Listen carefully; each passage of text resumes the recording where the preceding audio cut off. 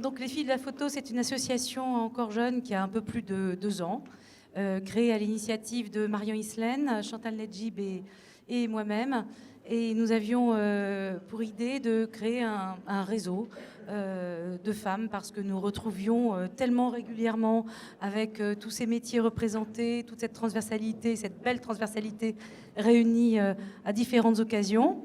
Et il y avait aussi l'évidence de former un réseau avec la conscience que les femmes ont besoin de ces lieux-là aussi pour défendre leur métier, mais aussi réunies par une passion commune pour la photographie.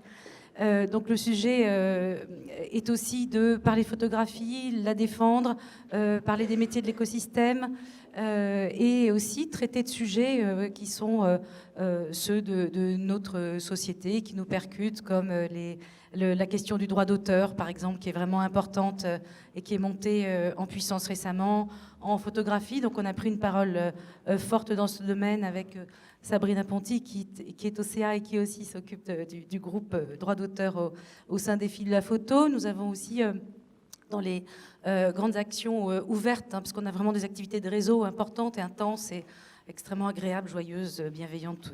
Tout cela est vrai. Ce n'est pas pour nous vendre.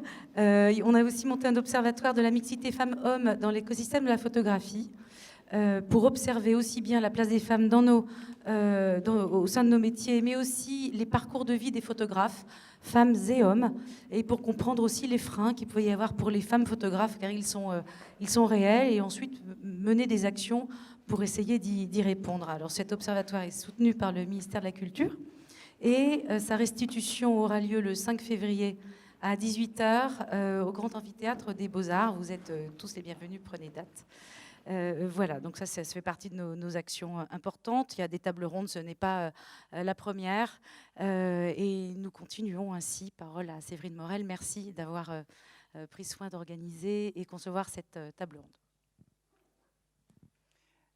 Alors, donc je suis Séverine Morel, acheteuse d'art à l'agence Havas Paris, une agence de communication et publicité, ce qui signifie que je suis chargée de repérer des talents et principalement des photographes nécessaires à la création et à la réalisation de nos campagnes avec nos directeurs artistiques. Le sujet des réseaux sociaux et en particulier d'Instagram est essentiel dans mon activité. Il est devenu une plateforme incontournable pour y chercher des talents, garantir leur authenticité, évaluer leur influence et nécessaire à toute collaboration avec une marque. Donc nous avons préparé cette table ronde avec Alexia Gougimos, notre intervenante aujourd'hui. Alexia est journaliste, critique d'art, sociologue du digital. Elle anime depuis 2012 une chronique sur le Huffington Post. Activiste du digital et tête-chercheuse, elle a fondé en 2011 une cellule de veille du web social et en particulier de la scène artistique appelée Observatoire Social Media Smiling People. Chasseuse de talent, elle a lancé en 2016 l'opération Art Students Week, une semaine pour inciter les étudiants en école d'art à se faire connaître sur Instagram. La prochaine édition aura lieu début 2020. En 2019, elle participait en France au développement de la Museum Week, premier événement culturel social media qui a mobilisé 6000 institutions et musées à travers le monde. En 2019, The Art Gorgeous Magazine la classe dans sa liste des 20 femmes les plus influentes de la scène artistique française.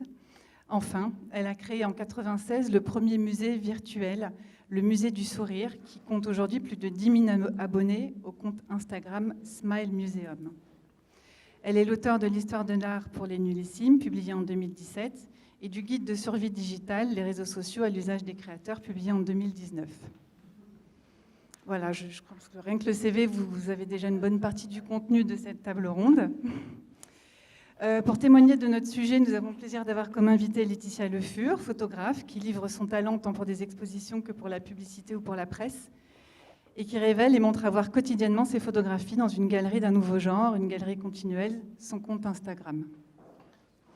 Nous allons aborder pour cette table ronde le sujet du rôle et des enjeux des réseaux sociaux pour les photographes, et en particulier celui d'Instagram. À l'ère où tout se raconte en réseau, sur la toile et généralement en images, Alexia a choisi de l'intituler « Photographie et storytellisme » car cette nouvelle communication et cette nouvelle narration induisent un mouvement transformatif dans l'ADN même de la photographie en étant leur médium. Nous observerons ensuite la photographie contemporaine à l'ère du storytellisme à travers des chiffres clés révélateurs du web social. Et nous nous focaliserons plus particulièrement sur le réseau Instagram. Puis à travers l'analyse de différents comptes, à titre d'exemple, nous vous livrerons les bonnes pratiques d'utilisation d'Instagram pour un photographe professionnel. Et enfin, nous porterons notre attention sur les nouvelles narrations visuelles qui nous conduiront peut-être vers la post-photographie si nous avons le temps d'en discuter ensemble. Je laisse la parole à Alexia Guglielmos.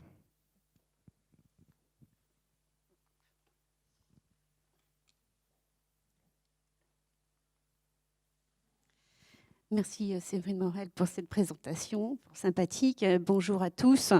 Donc nous voilà donc bien tous ensemble physiquement pour aborder le sujet du virtuel, d'Instagram. On a fait un zoom Instagram, mais puisque le sujet des réseaux sociaux est beaucoup plus large, nous aborderons un petit peu la question de l'identité numérique et de la présence nécessaire d'un artiste aujourd'hui sur toutes ces plateformes sociales.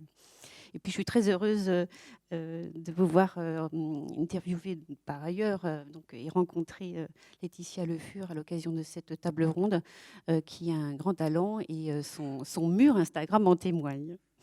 Donc, quelques données d'introduction pour aborder la question du panorama des médias sociaux aujourd'hui qui oui, on parle de transformation digitale dans les entreprises, mais qui a forcément un impact sur la visibilité qu'un artiste doit donner à son travail aujourd'hui pour se faire peut-être repérer par des galeristes, par des agents, comme l'agence Florence Moll, mais aussi des art curateurs, des collectionneurs. Des témoignages de plus en plus nombreux de collectionneurs se font de gens qui explorent Instagram pour se livrer à alimenter leur collection. On y reviendra. Donc une petite introduction et puis mode pratique. Et puis ensuite, il y aura une grande partie dédiée à vos questions avec grand plaisir. Donc premier chiffre, 100 millions d'images postées chaque jour sur Instagram. Ça semble effectivement colossal. Vous avez derrière une œuvre d'Éric Kessel, que vous connaissez peut-être, qui est donc, à travers cette installation, nous montre cette obésité de l'information et comment faire la distinction entre la photo amateur et la photographie contemporaine.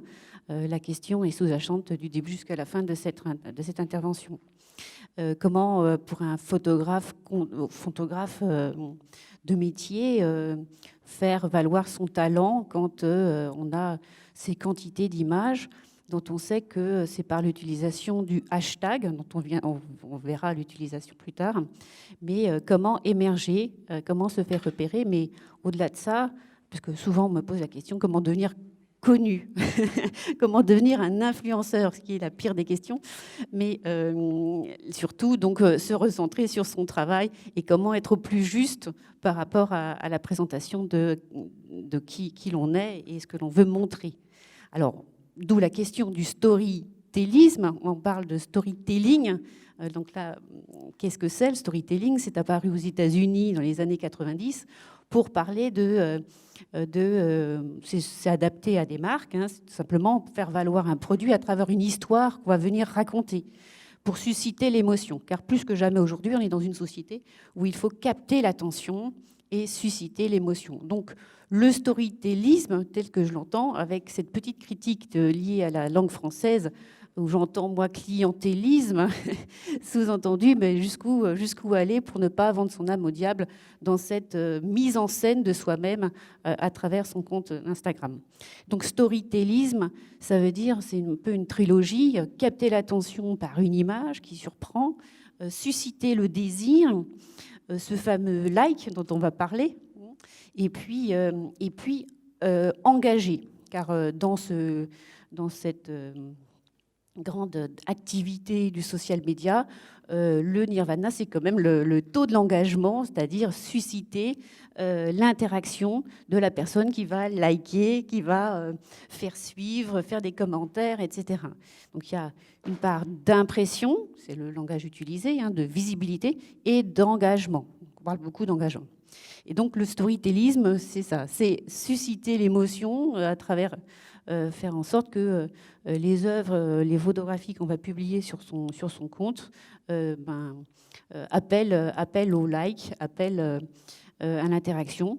Une bonne nouvelle, parce que là j'entends déjà les gens qui critiquent en disant mais où allons-nous avec ces stupidités de chercher absolument les likes, savoir à quelle heure il faut poster son image, quelle bonne citation mettre, faut-il en venir à faire des poiriers ou je ne sais quoi ou quasi nus pour obtenir l'adhésion des internautes.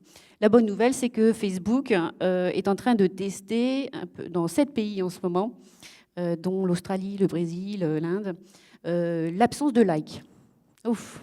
Alors je dirais, c'est un soulagement, c'est-à-dire qu'on va pouvoir savoir si une image a plu, entre guillemets, mais sans que ça s'affiche. Ce qui fait que ça devrait détendre un peu l'atmosphère. On pourrait publier un peu plus sereinement sans avoir le diktat de j'aime pas. Facebook et derrière Instagram. On va revenir un petit peu à l'histoire, la genèse d'Instagram, mais disons que ça c'est plutôt pour moi une bonne nouvelle. Alors Facebook, voici une œuvre d'un plasticien que j'ai aussi découvert sur Instagram, Villa Boès, qui, de façon tout à fait ironique, a fait une série. Il a donc ce F de Facebook qu'il utilise, comme vous l'avez remarqué, comme une croix. Et donc, c'était au Portugal, il a traversé la ville en tirant ce F, comme si c'était notre croix aujourd'hui. Donc, jusqu'où Facebook doit-on le porter jusqu'au bout? Donc, 4,2 millions de likes enregistrés au quotidien. Imaginez un petit peu ce que ça génère comme data. Ensuite, un autre chiffre qui m'a semblé important, c'est 129 pays d'utilisateurs d'Instagram. Donc, c'est un peu partout dans le monde. Évidemment, sans la Chine, sans certains autres pays en Afrique. Vous voyez derrière une œuvre de Art and Language. Je ne sais pas si certains sont familiers avec ces artistes d'art conceptuel. Donc, l'œuvre date de 2001. Et ce qui me plaisait dans cette œuvre, c'est qu'ils ont redistribué les cartes du monde, c'est une carte du monde, mais au regard de la data, au regard d'un monde aujourd'hui qui n'a plus vraiment de frontières, si ce n'est celle de la langue, ou des firewalls, on est obligé de repenser le monde sous ce prisme-là. Et Art and Language, je l'avais déjà vu en 2001.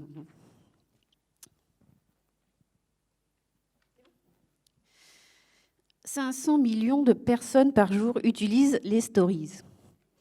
Ça semble fou, mais vous voyez Laetitia Le Fur, ici présente, qui est une grande utilisatrice de stories, nous en parler.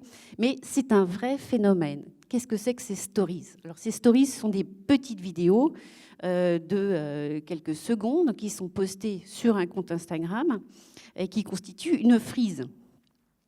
C'est très important puisque l'arrivée des stories sur Instagram ont propulsé Instagram de 400 à 800 millions d'utilisateurs. Aujourd'hui, on en est à 1 milliard d'utilisateurs.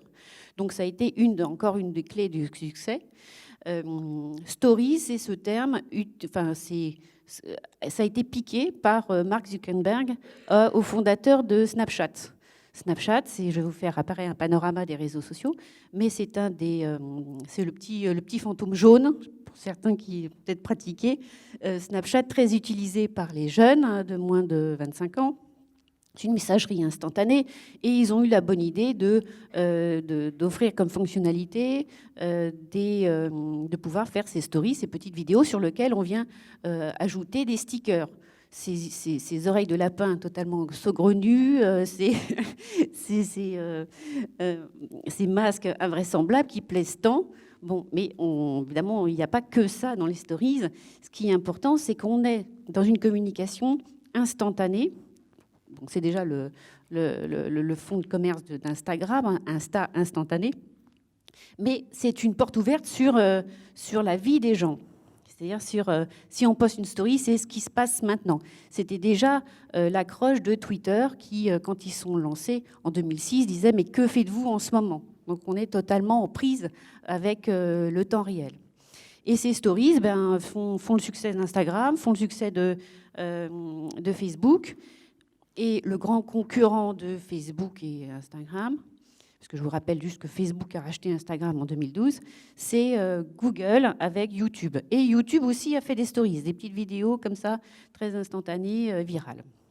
Donc ça fait partie du succès.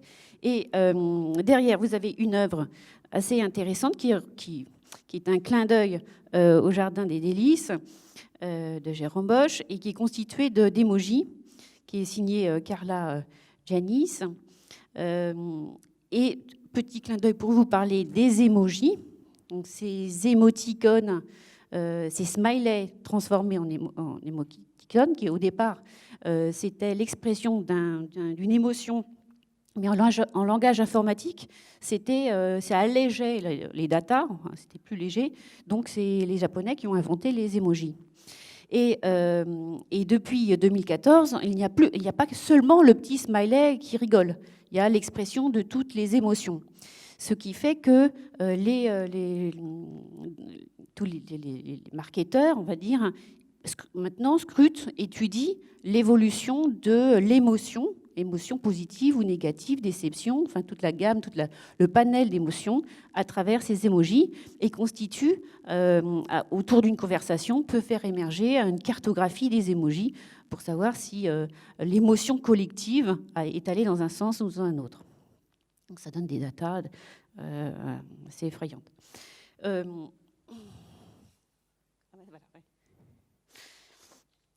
Et encore un dernier chiffre. 47% donc des utilisateurs d'Instagram ont moins de 1000 abonnés à leur actif. Et je vous l'ai mis sur une œuvre de Saraceno, que vous avez peut-être vu au Palais de Tokyo, et qui reproduit le réseau. Hein, on est dans la connexion à travers cette œuvre qui évoque les algorithmes. Alors, déjà un mot sur le chiffre.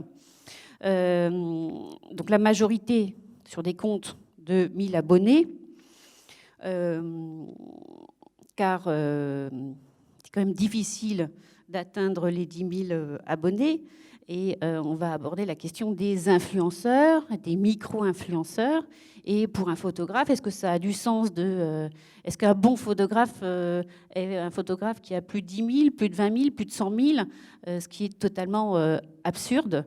Un très bon photographe peut juste avoir 100 abonnés et ça sera très bien comme ça. Donc il faut détendre tout le monde par rapport à ça. Pourquoi ? Parce que d'abord, d'une part, il est très facile d'acheter des faux abonnés. Donc ça s'achète par pack. Sauf que, comme beaucoup d'Américains l'ont fait, maintenant il y a des applications, des logiciels pour savoir si un compte a des faux abonnés. C'est embêtant, mais c'est très facile. Les agences de communication, je ne sais pas si Havas s'est doté de ces outils-là, pour travailler avec des influenceurs, et on fera la différence, on parlera de la question des influenceurs, des Instagrammeurs et des photographes qui ont un travail photographique et qui revendiquent le fait de ne pas être des Instagrammeurs. Vraiment, on va en parler. Et donc, acheter des faux followers, oui, c'est possible. Alors, les gens vont dire, ah, t'as 5K. Alors, K, pour ceux qui ne savent pas, c'est 1000. Hein.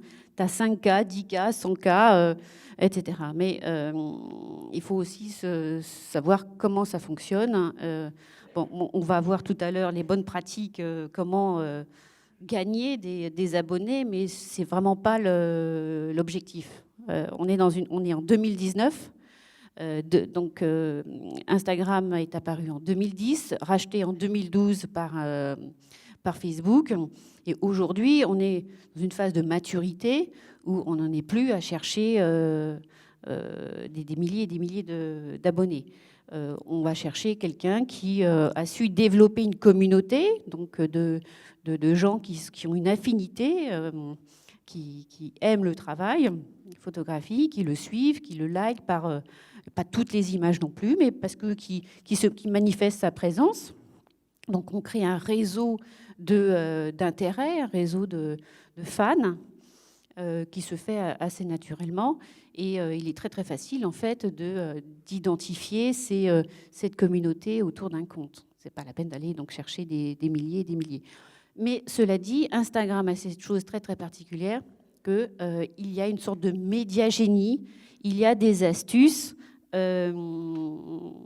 pour gagner des likes, des astuces pour gagner des abonnés. Alors peut-être que tu nous en parleras.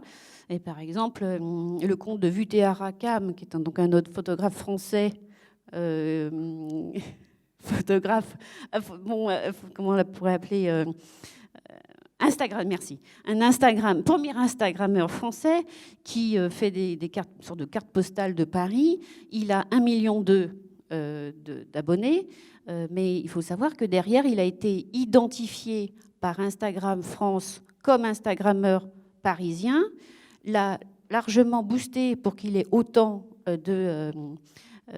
d'abonnés. Ça a fait boule de neige et il est toujours référencé comme étant le premier. Donc il surfe sur ce référencement, toujours encore une fois boosté par Instagram. Et il sait très bien que quand il met une photo de la Tour Eiffel, ben, il a 20% de plus de likes qu'un coucher de soleil sur la Seine ou sur Deauville. Donc ça s'apprend. On sait très bien par la pratique qu'il y a des images qui vont emporter plus d'engagement. De la même façon qu'il y a une esthétique, il faut bien le reconnaître, propre à cette lecture à l'écran, sur les couleurs, sur leur symétrie, de ligne pure. Donc ça aussi, on regardera un petit peu ensemble les différents comptes.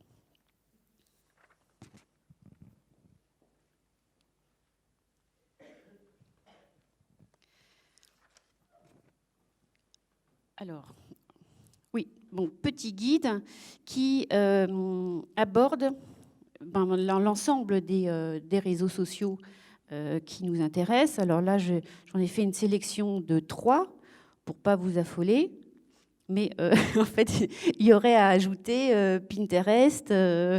Bon, alors pour commencer, Hello, oui, il y a des réseaux spécialisés. Alors, pour un photographe, enfin non, pour tout le monde en fait, il faut penser qu'un site internet, c'est le socle. C'est le socle à partir duquel on va venir agréger ces réseaux sociaux. Alors juste en termes de définition, différence entre réseaux sociaux et médias sociaux, c'est que les réseaux sociaux, c'est on s'identifie, on a notre visage, et puis on peut être mis en relation avec les membres du réseau. Les médias sociaux, c'est les réseaux sociaux plus les blogs, les forums, les commentaires, c'est-à-dire tous les autres espaces d'expression où on va pouvoir échanger. Donc c'est plus large, ça comprend aussi les blogs. Donc on a le socle qui est le site internet, le WordPress, qui est très très bien recommandé pour le référencement des pages, etc. Et puis on va venir développer son espace, sa visibilité sur certaines plateformes sociales. Alors là, j'ai mis le 3W du web, mais en réalité, c'est c'est le W de Wikipédia. Car Wikipédia aussi a un rôle énorme dans le référencement pour la présence numérique d'un photographe. Donc prénom, nom, tout le monde ne peut pas avoir évidemment une fiche Wikipédia, mais les prix, puisque pour faire une transition avec la première table ronde, les prix aident à pouvoir valider cette fiche, puisqu'il faut que le photographe ait pu être publié. Alors, tout auteur, mais ça dépend des éditions filigranes, c'est très bien, forcément. Mais donc, des prix, etc., permet à un artiste d'avoir une fiche Wikipédia qui est extrêmement bien référencée sur Facebook, par ailleurs. Vous voyez, ça fait boule de neige comme ça sur le web. Facebook, ayant racheté Instagram en 2012, quand vous liez les deux comptes Instagram et Facebook, eh bien, ça vous permet d'alimenter votre page Facebook, particulièrement où vous mettez en ligne une image sur Instagram, elle va apparaître sur votre page Facebook. Mais ça a beaucoup aidé le développement des pages Facebook, cette installation de l'onglet Instagram sur les pages Facebook professionnelles. Je parle des pages, pas des comptes. Car sur Facebook, pour rappel, on a le compte perso, où on a 5000 amis, des pages où c'est des fans et c'est limité, et puis on a des groupes. Comme groupe, photographie. Tu participes à des groupes, tu suis des groupes. Donc, et puis, vous avez YouTube. YouTube, très très important pour la présence numérique d'un artiste, quel qu'il soit, photographe ou pas. Donc, les vidéos, c'est les coulisses d'installation d'une exposition, une conférence, un making-of, une bande-annonce des tremplins des jeunes talents du festival Planche Contact. Voilà, toutes ces vidéos, il y a un travail à faire pour la création d'une chaîne et le classement des vidéos. Donc pour moi, les trois incontournables, c'est Instagram, Facebook, YouTube et Wikipédia, si c'est possible, si un artiste a pu bénéficier de quelqu'un qui fait sa fiche. En général, ce n'est pas conseillé de le faire soi-même. Et je rajouterais Pinterest, si vous me permettez, qui est un drôle de truc. C'est super chiant, Pinterest. Je ne sais pas si vous cherchez des images. À chaque fois, vous arrivez, il vous oblige à créer un compte, vous râlez, ça ne vous sert à rien. Et puis, en plus, c'est des images, vous voulez absolument voir l'image. Et en plus, c'est mal légendé. Mais tout ce que vous cherchez, c'est sur Pinterest. C'est quand même un truc incroyable. Et quand même que je vous dise, Pinterest, le fondateur, est un ancien de Google. Lui, il était persuadé que l'avenir, c'était l'image. Alors, il ne s'est pas fait écouter par Google, puis donc il a donné sa démission. Je suis sûre que vous serez d'accord avec lui, qu'il avait senti que ça allait avoir du sens de s'interroger et de favoriser l'image. Donc, il crée sa start-up. Et puis, c'était un ancien entomologiste, c'est-à-dire il adorait les insectes, les papillons, etc. Donc, il a conçu Pinterest comme un tableau de classification. Et donc, on vient piner les images, on vient les classer dans les tableaux, etc., par thématique. Bon, en fait, il en fait un moteur d'idées, moteur d'inspiration. Et on retrouve énormément de photographes qui sont référencés par défaut pour certains, hein, parce que leurs photos se retrouvent, donc ils sont cités, etc. On les retrouve et ils ne sont pas forcément créés un compte. Donc, la grande spécificité de Pinterest, c'est que c'est toutes les photos d'espace, de paysages, d'aménagement, de déco, d'architecture. C'est vraiment, ou de cuisine. Enfin, c'est vrai, il y a des grandes familles comme ça. Donc ça n'intéresse pas tout le monde ici dans cette salle. Mais ça peut avoir du sens de travailler une présence sur Pinterest.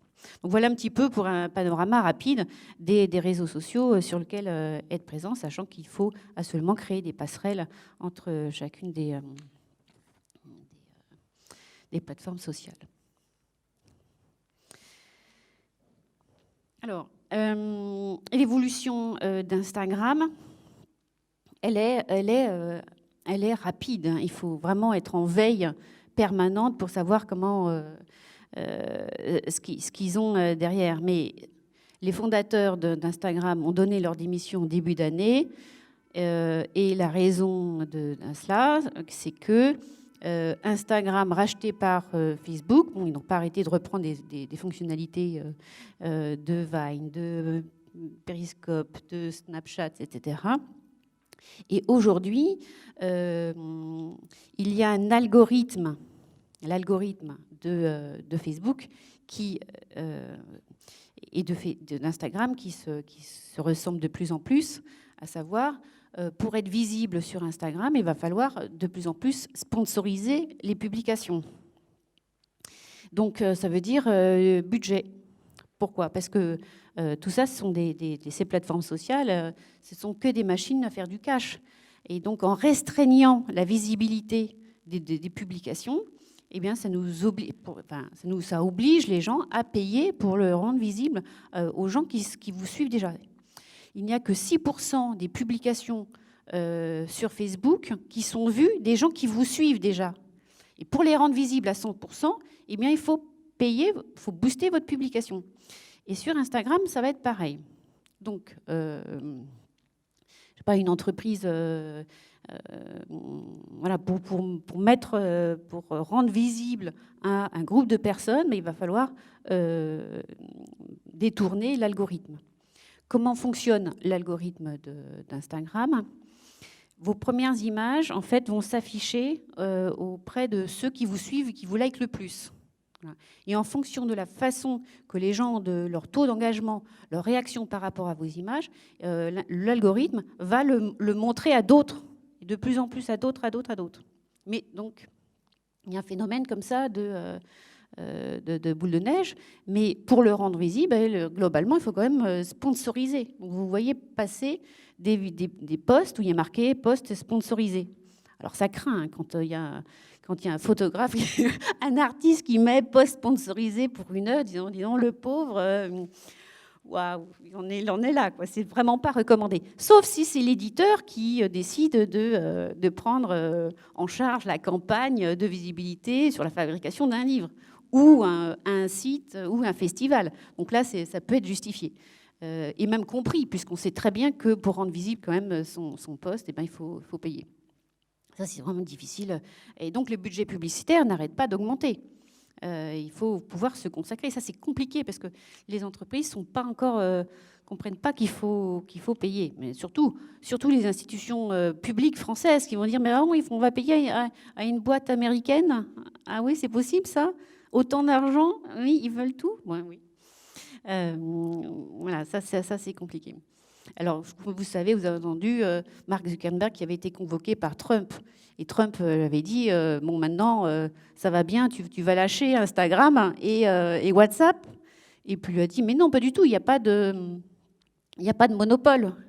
Il n'y a pas de monopole, puisque, d'abord, il y a Google et YouTube, donc c'est quand même les gros concurrents de Mark Zuckerberg, notamment de plus en plus sur la vidéo. Mais c'est surtout que le nerf de la guerre, c'est la publicité. Donc, tant que les enseignes, les marques font de la publicité à la télé ou dans les magazines, ben, la part de pub sur Instagram reste faible. Donc, ils ne sont pas du tout en situation de monopole. Ça, c'est la réponse du directeur de Facebook Europe. Donc, on peut comprendre que ça pouvait être la réponse de Zuckerberg. Donc, on pourrait parler du budget pub, hein, si vous voulez. C'est un sujet qui fâche. Alors, quelques conseils. Donc, j'avais dit en 1. Non, j'ai pas dit, il n'y a pas de 1. J'ai déjà deux. Donc, des sous. Essayez d'avoir à peu près... Donc, il faut un budget pour lancer un compte Instagram. Voilà. Et après, rythme de croisière. Mais pour le lancer, c'est juste nécessaire. Deuxième point, le profil. Commençons par le b.a.-ba. La photo de profil. Donc là, il faudrait que tous les photographes qui cherchent du travail puissent faire des portraits. Ou faites-vous des portraits les uns les autres, parce que la photo de profil, elle est très importante. Il faut qu'elle soit lisible. Il ne faut pas qu'elle est assez déterminante sur... pas que ce soit une photo bête de vacances, ni un photomaton, ou alors super stylisé. Bref, il y a vraiment un travail à faire sur cette photographie de profil, et que ce soit la même sur tous les réseaux. Parce que pour une entreprise, c'est toujours le même logo, mais pour un individu, tout est public. C'est pas parce que vous pensez mettre des choses privées sur votre page Facebook qu'il faut mettre une photo de vous avec un bonnet, je ne sais quoi. Non, c'est la même photo, super travaillée. Et si possible avec par un photographe. Ensuite, dans la description du profil, il est recommandé de mettre des arrobas et des hashtags. Arrobas pour signifier Si vous êtes représenté par Magnum, vous mettez photographe @ Magnum, c'est le nom du compte. Représenté par une agence, vous mettez le nom de votre agence ou de votre agent. Si vous avez reçu un prix, vous mettez hashtag le prix, enfin, etc. Ça, c'est utilisé par des gens les outils, les robots en fait, qui vont venir scanner l'espace Instagram pour identifier des profils. Donc, soignez bien la description, puisque vous allez être repéré en tant que photographe professionnel, vivant en France, ou avec une thématique particulière. Donc, mettez-les bien. Ensuite, évidemment, vous pouvez mettre votre site Internet. Il y a 2 façons d'avoir de liens vers votre site portfolio web. 1, en le mettant dans la description du profil. Et 2, quand vous obtenez les 10 000, les 10K, les 10 000 followers. C'est-à-dire que, par exemple, vous avez 10 000 abonnés à votre compte. Quand vous postez une petite vidéo, vous allez pouvoir générer du trafic vers votre site Internet. Donc ça c'est important. Qu'est-ce que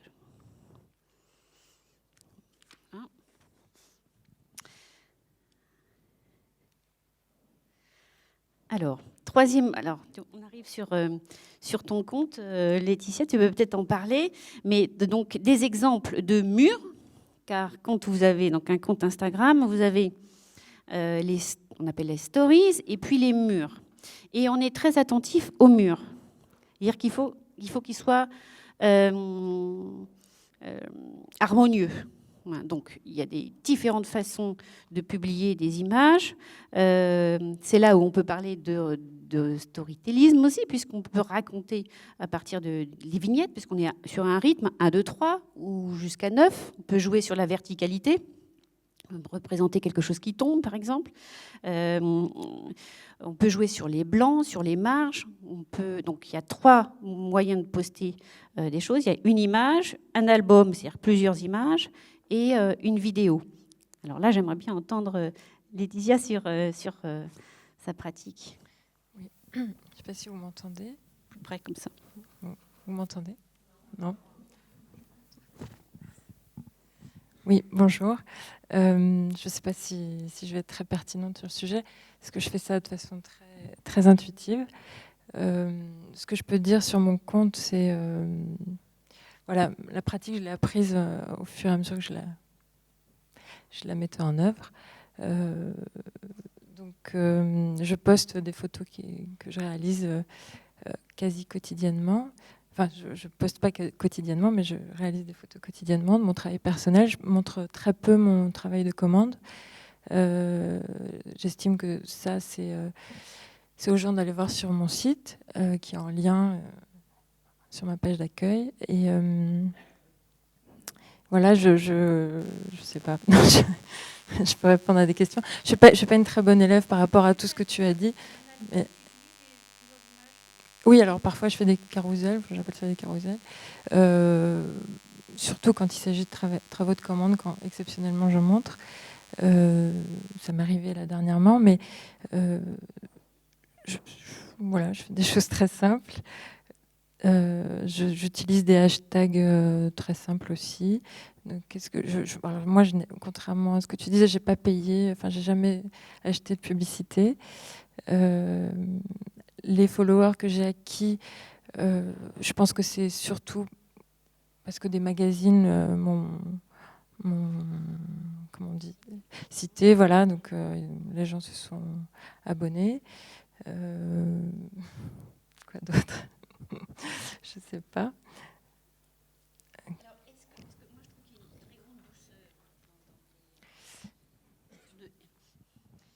Je vous invite à vous connecter donc sur son compte Laetitia Le Fur, et je trouve que moi il y a une très grande harmonie il règne une atmosphère, c'est cohérent, il y a une atmosphère, une sorte de velouté alors, qui émane de tes photos. Est-ce que tu les travailles d'une certaine façon? Est-ce qu'il y a un filtre? Est-ce que tu les travailles sur ton ordinateur? Est-ce que tu sais, quand tu fais une image, est-ce que tu sais celle qui va suivre? Oui, Avant tout, Instagram, c'est mon portfolio, en fait. C'est ma vitrine, c'est ce qui remplace un peu le site. Donc, je travaille mes photos pour moi, avant tout. Et après, je les mets sur Instagram. Donc, c'est vrai que je les travaille. Déjà, je les prends avec un vrai appareil photo et pas avec un téléphone. Je les travaille sur mon ordinateur, sur des logiciels de photographe. Et ensuite, je les mets au gré de mes envies et puis de ce que j'estime harmonieux sur le fil. Voilà, Raconte-nous la dernière image que tu as postée et c'était à quelle heure? Quand? Je pense que c'était il y a quelques jours, donc je m'en souviens plus très bien. Mais c'est une série ici que j'ai faite au Japon pour un magazine il y a maintenant 6 mois, que je poste maintenant parce que le magazine est sorti. Voilà, donc, qui montre... le sujet, c'était sur les rituels ancestraux au Japon. Donc je montre un aperçu de tout ce que j'ai pu faire là-bas et voir.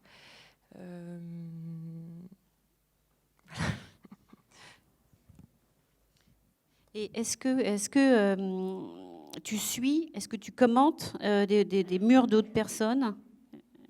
Est-ce que tu as développé un réseau d'Instagrammeurs, pardon, j'aime pas le terme, mais est-ce que tu suis des comptes et que tu as créé des liens de proximité, du fait d'intervenir, de faire des commentaires? Parce que quand on like, en fait, il y a le nom de la personne qui apparaît, et donc donc très vite, on sait, et il y a des logiciels qui nous permettent aussi de savoir qui vous suit, qui est actif et qui sont les gens les plus intéressés.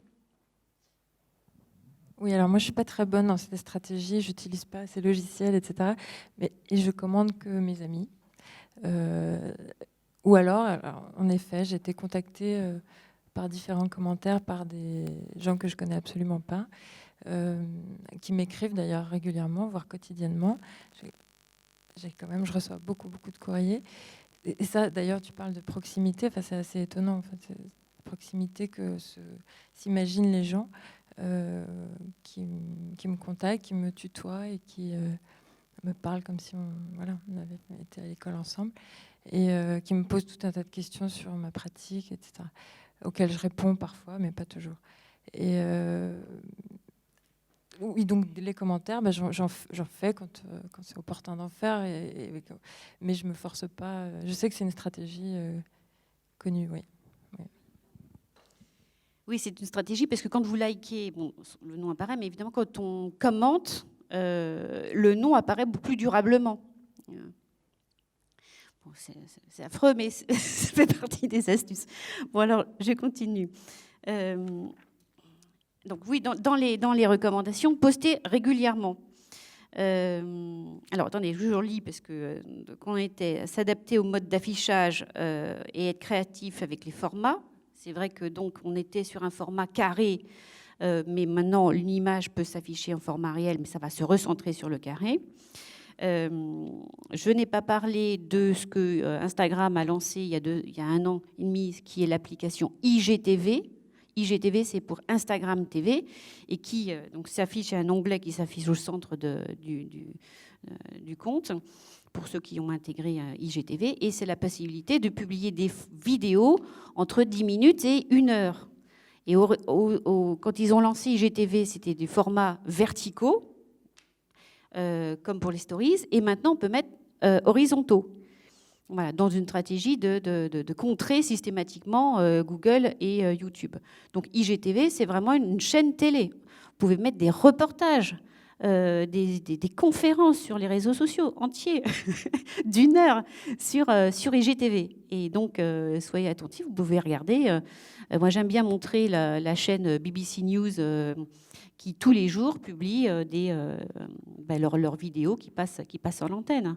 En fait, c'est vraiment une vraie concurrence à la télé. Donc, les formats, maintenant, tout est possible. Tendance chromatique, chaud-froid. Ça, c'est une étude que j'avais faite, que le bleu était plus cliqué que le rouge. Je suis désolée, hein, c'est affreux à dire, mais on a un rapport à l'écran qui est différent. Est-ce que tu as pu constater ce type de différence? Oui, alors moi, je fais que des photos bleues. Non, je ne savais pas. Oui, je ne sais pas du tout. J'imagine qu'on a des couleurs qui nous attirent tous. Moi, je travaille justement beaucoup les couleurs. Voilà. Bon, bah, la prochaine conférence, ça sera: faut-il passer au bleu? Alors, autre point, utiliser les applis pour organiser ses posts, donc Preview sur smartphone, Plume sur desktop et Unfold pour les stories. Il existe toutes sortes d'outils pour programmer les posts. Alors, le plus utilisé, c'est aussi Hootsuite, mais ça, c'est toute la tambouille là, vous commencez à rentrer dans le dur, parce qu'on est dans le temps réel, mais en fait, ça se programme. Heureusement. Il faut faire attention, mais vous pouvez programmer une petite présentation d'une exposition pour jour J, heure d'ouverture. Cette organisation vous permet de vous libérer de cette contrainte d'avoir le smartphone en permanence greffé à vos mains. Azili?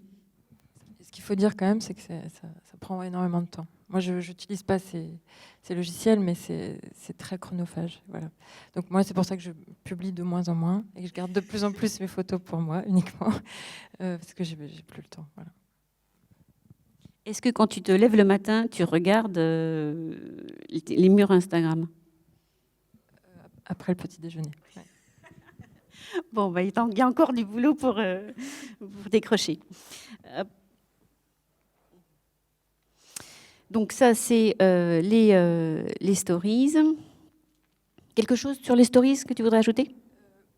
Oui, tu disais tout à l'heure que c'était essentiellement des vidéos. Moi, je me poste très peu. Enfin, c'est surtout on peut mettre des photos aussi, en fait. Et c'est vrai que ça parle d'immédiateté.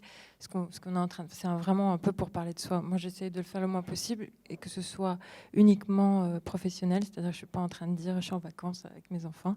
C'est juste, voilà, il se passe ça dans ma vie professionnelle.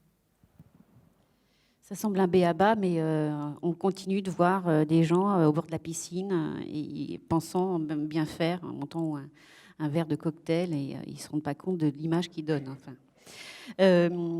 Concernant les stories, effectivement, vous avez des vidéos, mais c'est aussi des photos sur lesquelles vous allez rajouter des liens à travers des arrobas, c'est-à-dire des comptes ou des hashtags, hashtags qui vont s'intégrer dans une conversation utilisant ce même fil de hashtag. Vous avez une fonctionnalité qui fonctionne très bien, c'est les questions, les sondages. Il y a plein de petites fonctionnalités comme ça à trouver. Les gens aiment bien, en fait, qu'on leur pose la question. Voilà. Est-ce que vous préférez bleu ou rouge? Mais bon. La question de la mise en scène de soi est importante quand on aborde la question d'Instagram. Jusqu'où traverser la réalité, faire croire qu'on vit un bonheur radieux alors qu'on vient de s'engueuler avec son ami, faire croire qu'on est à l'inauguration, qu'on est à Deauville au festival Planche Contact alors qu'on est à Lyon ou à Marseille. C'est possible puisqu'en fait il suffit de mettre une image, on peut récupérer sur le web, mettre le hashtag et faire croire que... Alors, finalement, on est dans le monde de l'illusion totale. En tout cas, Instagram permet de le faire. Ici, on a deux comptes avec des mises en scène totalement différentes. On a donc Stéphanie Moitié ici qui se met en scène avec le M pour M de moitié. Donc, c'est assez rigolo. Elle le fait assez joliment, avec ses jambes à droite. Encore faut-il avoir l'humour et le talent pour le faire. Et à gauche, un travail très, très intéressant d'Aymeric Luisset, que vous connaissez peut-être, donc photographe, connu pour ses reportages sur des zones de conflit, en Syrie notamment. Et là, il a consacré son mur Instagram uniquement à la publication d'un travail donc spécifique pour Instagram, et donc il ne l'a pas mêlé avec ses travaux photos par ailleurs.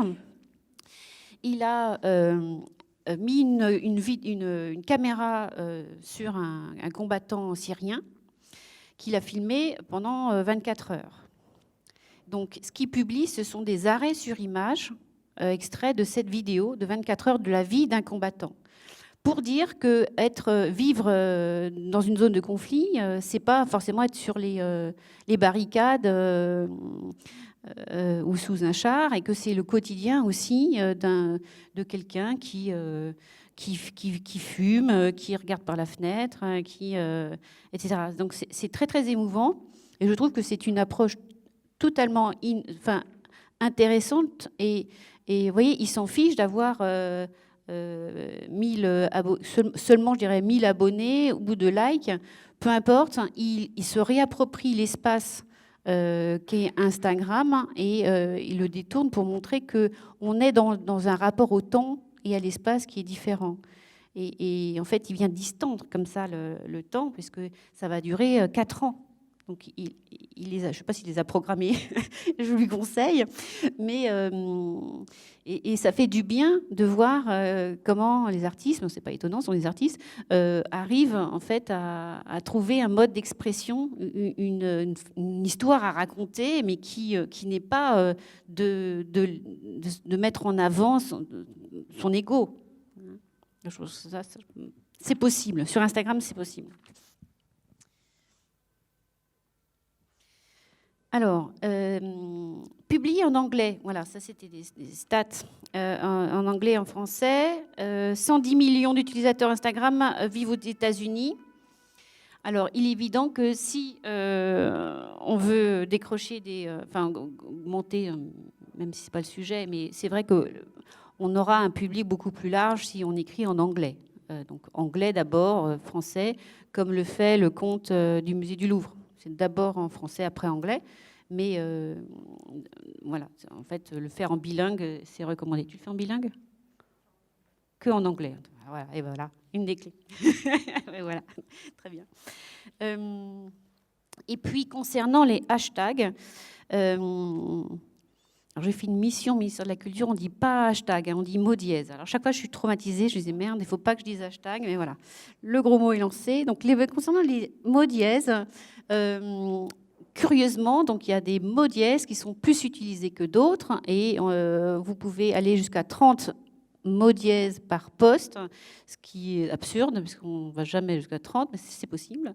On irait entre 10, 12, enfin, c'est surtout la recommandation que ce soit cohérent, que ce soit les mots dièses qui tombent sous le sens du thème de la photo, de la communauté en fait qu'on cherche à cibler. On va cibler nous, photo noir et blanc, on va cibler fine art photography. On va utiliser les bons hashtags en fonction des gens qui sont supposés suivre un fil de conversation à travers ce hashtag. C'est-à-dire qu'on peut s'abonner. Si vous abonnez au hashtag Festival Planche Contact, vous verrez toutes les images sur la plage, etc., les photos qui sont postées. Alors, il y a les images les plus populaires et les images les plus récentes qui vous permettent de suivre une actualité. Vous pouvez suivre comme ça tout Paris Photo sans temps réel, sans vous déplacer. Ou presque. Alors donc là, une autre petite recommandation de surfer sur le hashtag de l'actualité. C'est-à-dire, là, on avait la mort de Jacques Chirac. C'est l'occasion de ressortir un travail photographique, en l'occurrence, donc ça c'était et de mettre le hashtag Jacques Chirac. Bon, les gens font... Il y a d'autres... T'as pas fait Jacques Chirac. Donc les actualités, c'est évidemment à vous de les trouver pour que ça ait du sens, évidemment, par rapport à vos thèmes. Cette image, pour vous montrer, ça c'est une image d'un critique. Jerry Saltz, que vous connaissez peut-être, américain, qui a reçu le prix Pulitzer de la critique d'art. Mais j'aurais pu mettre aussi le compte de Hans Ulrich Obrist, pour ceux qui connaissent plus l'art contemporain. C'est-à-dire que ça, c'est vraiment des influenceurs, des gens qui sont sur Instagram et qui sont très, très à l'affût ils cherchent des artistes, en fait. Ils vont les contacter, ils vont se mettre en relation avec eux, ils répondent aux sollicitations et ils bénéficient évidemment d'une aura grandissante. Mais ça, c'est parce que c'est aussi un Américain et qu'il a très tôt compris comment ça fonctionnait. Donc ça fait partie de ces figures qui sont des vrais influenceurs, qui ne sont pas des Neymar avec plusieurs millions d'abonnés. Huitième point, on a 10, l'utilisation de la vidéo avec les likes. Effectivement, elles sont 2 fois plus likées, donc virales, une capacité de viralité beaucoup plus importante avec des vidéos.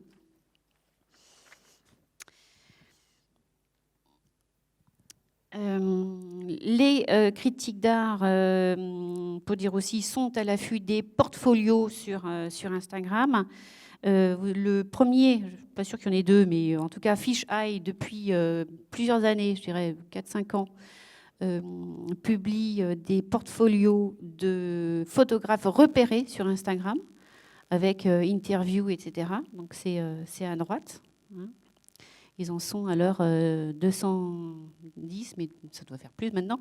Donc je vous invite à regarder un petit peu ces talents qui sont des photographes. Hein. Enfin, peu importe ce qu'ils font sur leur mur d'Instagram, on voit tout de suite qu'ils ont du talent, en fait. Hein. Et puis Art Students Week, qui est une opération que j'ai lancée il y a 4 ans. Comme le disait Séverine Morel. Et donc, pendant une semaine, je dis aux étudiants en école d'art de publier des œuvres, parce que l'année dernière, c'était autour de la photographie. Patrick Tourneboeuf était le président du jury et nous avons récompensé Léa Desmousseau, dont vous voyez le travail, les 3 images à gauche, travail sur la forêt de Douelgoat. Et j'ai permis à cette jeune artiste qui expose en ce moment à l'école des Beaux-Arts de Paris, puisqu'elle est félicitée l'école des Beaux-Arts de Nantes, par ailleurs, je lui ai permis d'exposer à l'école des filles en Bretagne et elle a vendu 3 photos grâce à la galerie Françoise Lévinec. Tout simplement parce qu'elle a participé au concours, a mis les bons hashtags au bon moment et qu'elle s'est fait repérer par le jury et Patrick Tourneboeuf. Donc c'est possible.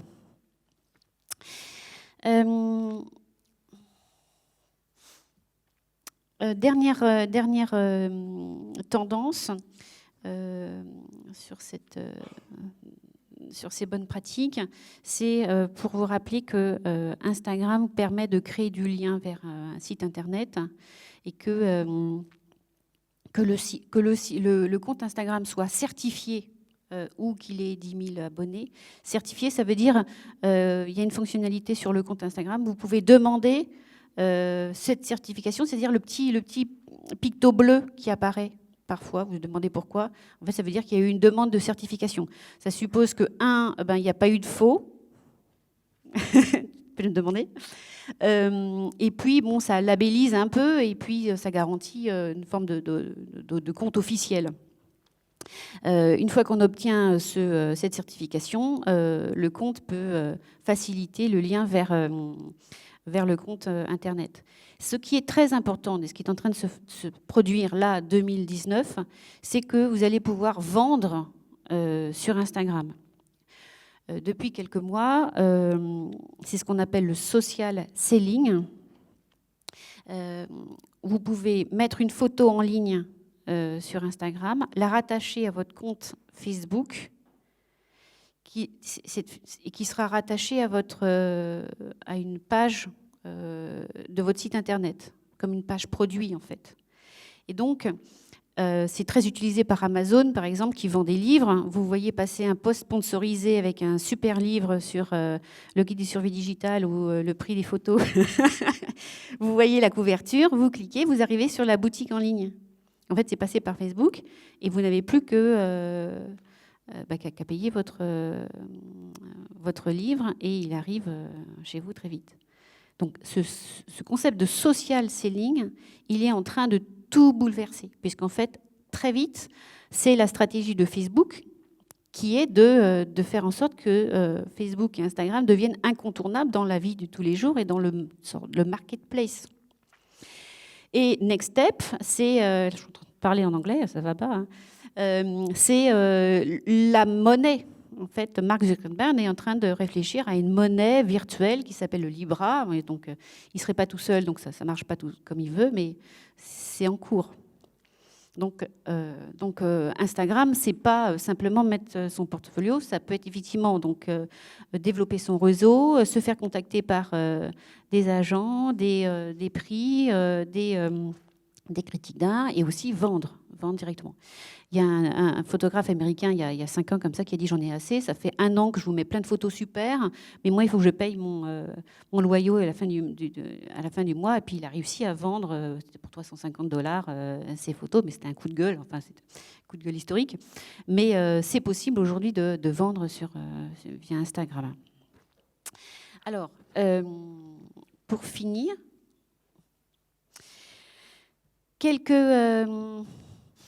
quelques exemples de murs avec des recommandations. Donc, j'en ai, il y en a 4-5. Le compte de Billy Thomasin, donc, il alterne photos, vidéos et albums. Il joue sur les lignes graphiques, la couleur, un très joli mur que je vous invite à regarder. Alors, il est esthétisant sans être dans la ligne absolue. Je pense au compte de Jabour Joseph, qui est un architecte et qui, lui, ne fait que des choses grises. Tu connais? Oui. Ah oui, c'est super, mais c'est froid. Enfin bon, voilà. Mais voilà, c'est un Instagrammeur. Il le revendique, en fait. Il travaille 4 jours sur 5 en tant qu'architecte, et puis un jour, Instagrammeur. Et il a peut-être 50K d'abonnés. Il se fait payer comme Instagrammeur, c'est-à-dire qu'il est invité au musée de l'Olympisme pour faire un reportage sur le sport, et il se fait payer le billet, l'hôtel, et pas l'image, mais donc tout ferait payer comme il veut pendant 3 jours. Ça, c'est un Instagrammeur. Alors, donc effectivement, ce sont des gens qui se font payer pour faire des photos. Donc, on trouve beaucoup d'Instagrammeurs parmi les photographes de voyage. Mais les Instagrammeurs de voyage, on est d'accord, il y a une différence entre Instagrammeurs et photographes. Mais en fait, on les repère tout de suite. Et en plus, ils ont l'obligation de mettre qu'ils ont collaboré avec une entreprise. C'est comme les publis rédactionnels dans la presse, on est obligé de mettre la page, on a un article, puis il y a marqué publis rédactionnel. Et bien là, ils sont obligés, sinon c'est 15 000 € d'amende. Donc,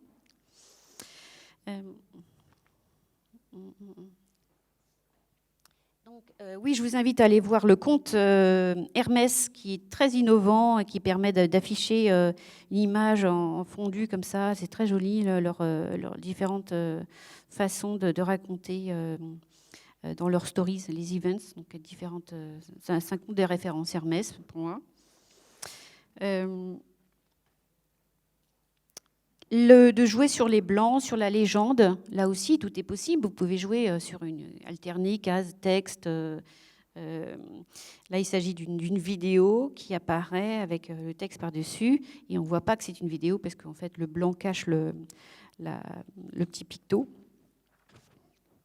Et puis, quelque chose, j'aurais envie de finir là. Oui, je finis là-dessus, très bien.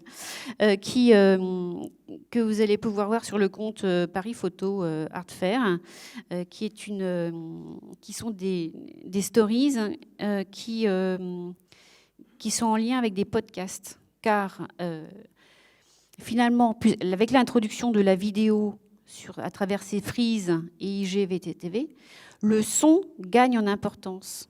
En fait, les ambiances sonores, etc. On est tellement dans le visuel qu'à un moment donné, le son peut intervenir. Donc, il y a largement de quoi faire entre le son, le texte, l'image, et de vous amuser à scénariser et de raconter des histoires. Mais la dimension sonore, je pense qu'on n'en est qu'au début.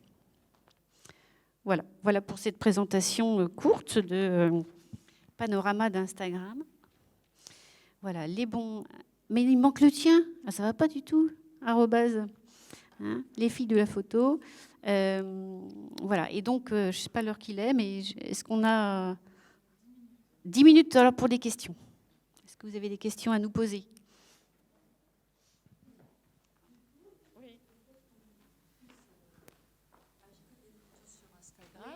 Les droits d'auteur, qu'est-ce qu'ils deviennent? Oui, mais comment on négocie les droits d'auteur? Sur quelle base?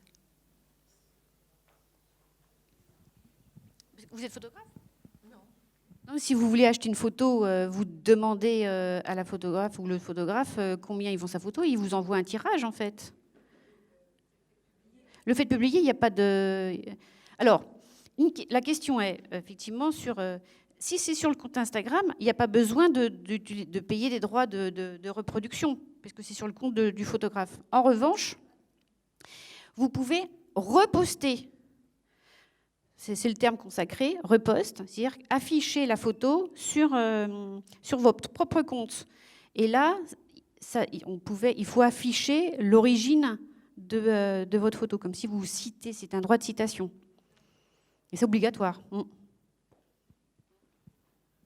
Et alors, quid, pour continuer sur le droit d'auteur, sur les photographes instagrammeurs ou instagrammeurs, plus instagrammeurs que photographes peut-être, enfin, la frontière est un peu fluide, j'ai l'impression, qui travaillent par une commande. Est-ce que, dans ce cas-là, les marques, est-ce que ces personnes, instagrammeuses, photographes, négocient du droit d'auteur, dans la mesure où on est dans le cas d'une commande? Mais tout à fait, de toute façon, c'est obligatoire, ça ne change rien, c'est comme dans un magazine. Quand, par exemple, Austin Mini a fait faire un reportage, un road trip à 5 Instagrammeurs qui ont reproduit sur leur compte, qui était influent, les images, donc ça a fait l'objet d'un contrat, droit d'auteur et utilisation de l'image par la marque sur leur site internet corporate, dans l'utilisation de leur plaquette papier et tout autre support qu'ils ont pu imaginer. Donc là, il y avait deux histoires que je voudrais vous raconter. C'est ce photographe Claude Gassian, que vous connaissez peut-être, hein, qui a eu une grande rétrospective à Arles il y a 3 ans, qui a beaucoup photographié les Rolling Stones, etc. Et récemment, il a eu un litige, hein, et l'avocat lui demandait de prouver que c'était lui qui avait fait la photo, parce que d'autres photographes avaient pu faire la même. Donc cette profusion d'images, elle est compliquée, parce que qu'est-ce qui fait qu'un photographe amateur qui ferait pratiquement la même pourrait justifier d'être l'auteur? Ça c'est compliqué. Et puis l'avantage aussi, un des avantages d'Instagram, c'est que c'est daté. Donc si vous êtes le premier, juridiquement, c'est vous qui avez la primeur sur une image qui pourrait être un plagiat. Oui, je voulais juste rajouter quelque chose par rapport à ça. C'est-à-dire que moi, il m'arrive souvent que des marques repostent mes images sur leur compte Instagram et font de la publicité en utilisant mes images pour leur marque. Ouais, ça arrive très souvent, on ne me donne pas d'argent pour ça. Hein. C'est sur Instagram. Donc les images, en effet, sont de mauvaise qualité, etc. Mais pour leur compte Instagram, c'est suffisant.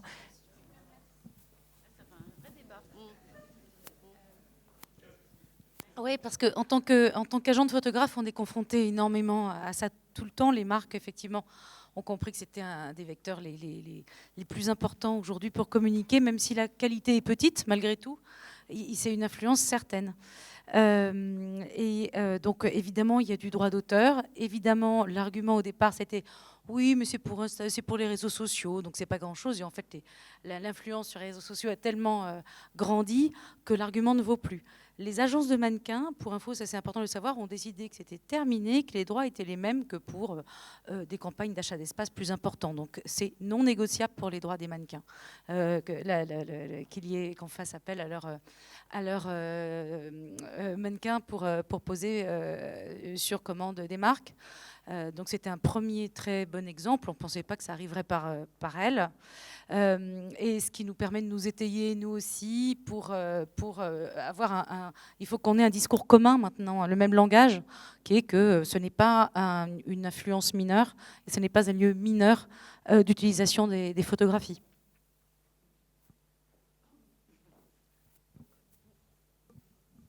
Oui, moi j'ai juste l'anecdote d'une grande marque de cosmétiques qui m'a contactée il n'y a pas si longtemps, me proposant de faire 4 images, je ne sais plus si c'est 4 ou 8, enfin, c'était quand même un gros travail de nature morte assez léchée, de photos avec mannequin pour la somme de 500 €.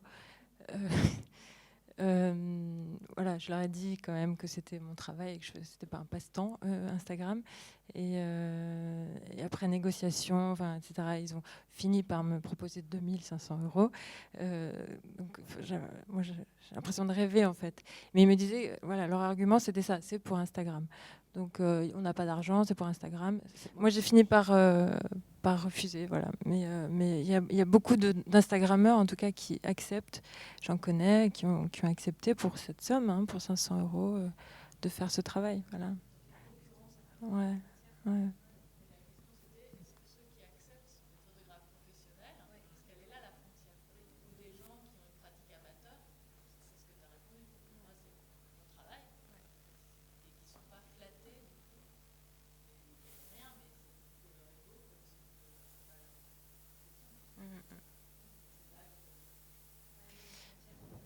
Oui, après, je pense que les marques commencent à faire la différence quand même entre Instagrammeurs, même s'il y a de très bons Instagrammeurs, mais je pense qu'il y a un retour vraiment vers la photographie et on commence à payer quand même pour ça.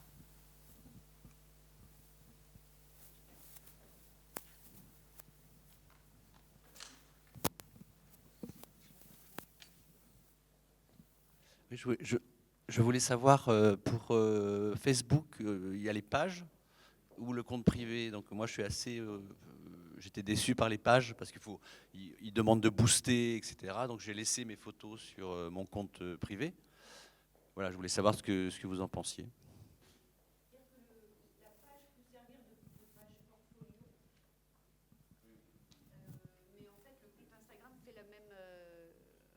Sauf que sur Facebook, vous pouvez classer, en fait, thématiser avec les onglets, alors qu'Instagram, non. Donc, je recommanderais quand même le site internet qui vous permet, vous, d'être identifié prénom-nom.com avec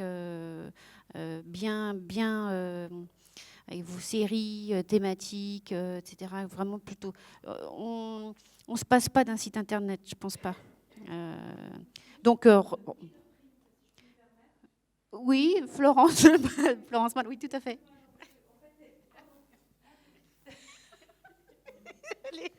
Non, parce qu'on parle d'images montrées sur un monde virtuel, mais ça renforce énormément le besoin de voir des images imprimées sur papier et que finalement, cette flopée d'images montrées de cette manière-là, qui peut être effectivement très belle quand le mur est bien soigné, etc., comme le tien, ça renforce aussi le rapport au livre, le rapport à l'impression, etc. Ça, c'est un mouvement intéressant. Pardon, Alexia.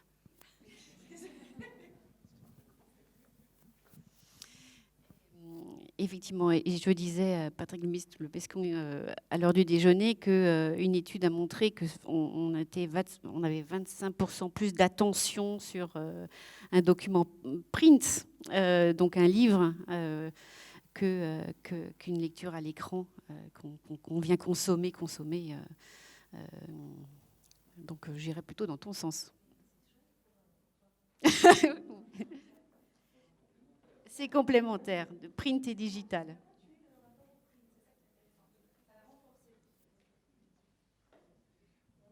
On va prendre une dernière question et puis après on va clore cette table ronde. Est-ce qu'il y a encore une question? Non? Bon, c'était assez complet. Les dernières questions qu'on se posait avec Alexia, c'était est-ce que la notoriété d'un artiste peut se passer des réseaux sociaux? Et également, l'Instagram reconditionne-t-il l'éthique photographique? Donc ça sera l'objet d'un prochain débat. Merci beaucoup et bon festival.